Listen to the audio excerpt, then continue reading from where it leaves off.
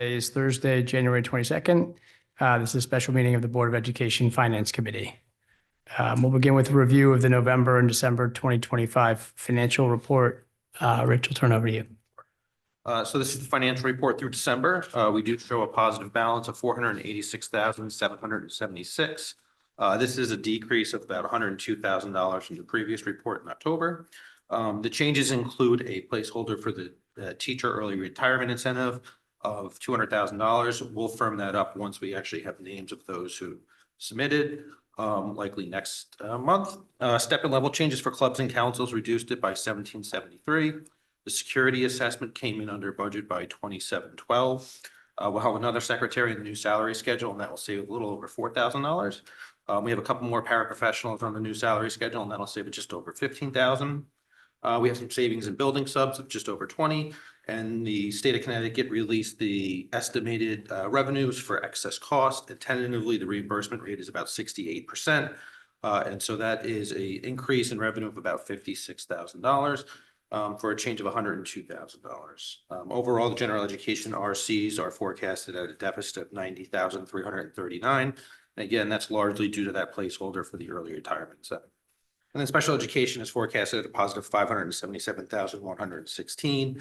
That is mostly in part due to the savings in out-of-district tuition, the paraprofessional schedule contract changes, as well as a little bit in excess cost revenue.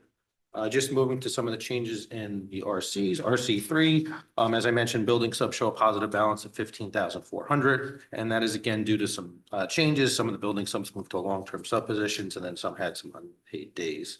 And then moving on to RC24, really where the bulk of the changes are. As I mentioned, there are new paraprofessionals on the new salary schedule, and overall that has created a positive balance of $130,000. We have a secretary in the special education office that is leaving, and the new replacement will go on the new salary schedule. And so for that portion of the year, it's a little over $4,000. And as I mentioned, the estimated revenues for the state of Connecticut was published based on the December 1st filing. They're saying a 67.93% reimbursement rate. This will get updated again as the March 1st filing is done by all districts. So this represents a reimbursement of $2.3 million. We did budget a 65% reimbursement rate and a threshold of 122. Tentatively, the threshold is a little over 118,000. So the benefit of the threshold and the slightly higher reimbursement rate is the additional revenue that we're forecasting. And then in RC25 benefits, the account shows a deficit of 180,237. And again, that is where the placeholder is for the early retirement incentive for the DEA. Great, thank you. I had one question on the 5 students who were previously outplaced, who came back in the district. What, like, without being too specific to students, anything general about why they were coming back or what happened there? So that's really a question, I think, for Shirley. I mean, they always constantly review whether students can come back, whether the program's working. Right. Yeah, more curious than anything else. The goal is if you have to outplace a student, then eventually they would come back at the right time. So the special ed department works with the families to make that happen. Got it. Okay. Others with questions? Joanna? Thank you. So for the excess cost reimbursement, when you see that the threshold is set differently than where you predicted, does that affect our forecasting in the future, or do you stick to the same sort of numbers? So the threshold typically goes up every year, assuming your budget goes up. So when we do the forecast for the following fiscal year, we start with this $118,000, and then we assume that the budget that's proposed is going to get adopted, and then that creates our new threshold. And then there's any changes that happen when we file our EFS report September 1st with the state. That's what the state determines our threshold. I have a. Yep, go ahead. Okay. And then the substitutes, you said that so in RC3 and RC9, there's a positive balance due to change in staffing. So both these temporary substitutes became building substitutes? So these are building subs. And so Okay. unlike like a teacher or a non-certified staff, they don't actually get like personal days or sick days. So if they're out, it's essentially a day without pay. Thank you. Other questions? Mr. Duncan. Okay. Just one. Go ahead. Before we get to the transfers, are you going to talk a little bit about the the school start time study before we talk about the transfer proposal? We certainly can. There are two phases of it. One is the transportation component, and that's one specific study. And then the other is for the consultants to come in and do the focus groups and surveys with the community. So we've worked with school leadership who conducted the search for the superintendent role. They do a wide range of services for school districts. So Marty and Rena will be back, and they will be the ones building out that survey, conducting the focus groups, and gathering information on the community's feeling and thoughts about changing the start times and presenting what the different options are.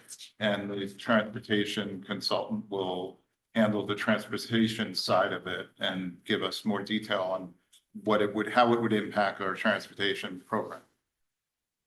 Sorry, unless we're gonna talk about this more on the board of ed, the question I have is on transportation study, it says alignment of Darien High School and middle school start time, or is this really a late start? So it's a study? combination of multiple things. One is to potentially change the start time. What would it look like if the high school was 8 o'clock, 8:15, 8:30, for example? What would it look like if the high school and the middle school started at the same time?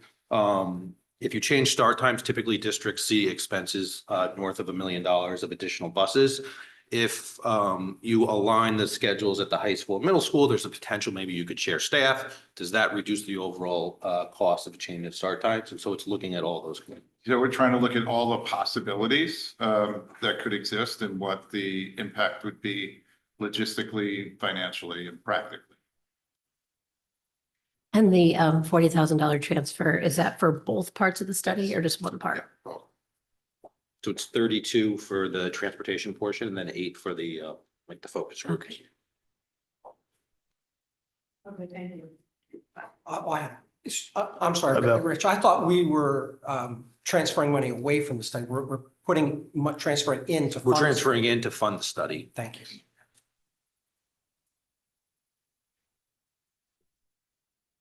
Other questions? Budget transfers? So the transfer is for $40,000 into consultant services, and then the funding would come from the savings in the paraprofessional line item for those paras who moved to the new salary schedule. And again, this study would look at school start time, aligning potentially the high school and middle school. Look at the walk radius as well, and whether any changes could be associated with that.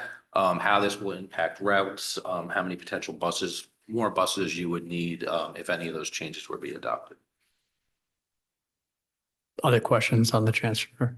Have we never done a study like this before? Not for school start time. We did do a study a while ago on the efficiency of our routes and whether or not we should reduce the walk radius. Okay. A few years ago, I think it was about 4 or 5 years ago, the board wanted to look at whether or not we should reduce the walk radius from 2 miles at the high school and 1 mile at the middle school.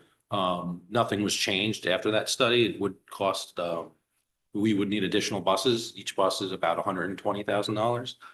So depending on how many buses you need, there's obviously an impact. This has been like ongoing for the past, I don't know, how long, at least 2 or 3 years, big topic where there've been several parent groups who've raised this and been pushing to understand if this is a potential possibility in terms of school start times. Some of the other school districts in the Durg have made some changes here, some have reversed back. And so the idea is to get the money spent so that we can determine, like, is this even feasible for Darien, given some of our restrictions? And I've heard the parent groups. Yeah.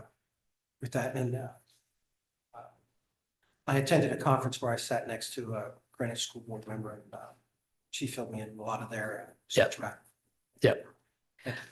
Rich, the last time they did the study was part of the issue that it was during COVID. And so the bus ridership is maybe not what it was supposed to be. Yep, so the ridership was a little light, obviously because of the situation that we had. It really stemmed from we have a lot of walkers, and so some of the board did add a bus for like the Fitch Avenue area for the high Right. school, and so that's bus 25. And so when that was decided to be added, there was a desire to look at like kind of all the walkers, but no changes happened.